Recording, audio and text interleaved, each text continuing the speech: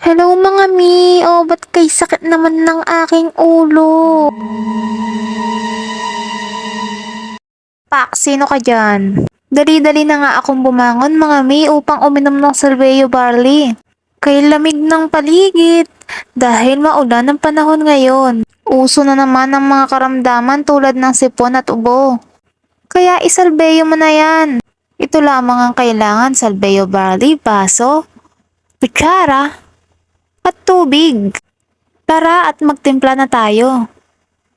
It's raining in Manila, hindi ka ba nilalamig? O tama na, baka lalong umulan. At yan, magtitimpla na tayo ng Salveyo Barley upang makainom na. Ang tindera ng damo-damo ay nakasimangot. Halata nga masakit ang ulo. Yan, lagok-lagokin ang Salveyo Barley upang tayo'y maging healthy. Katapos niyan, bumalik na tayo sa kwarto at manood ng TV at mag-relax. Sarap buhay, Mia. Yun lang, bye-bye!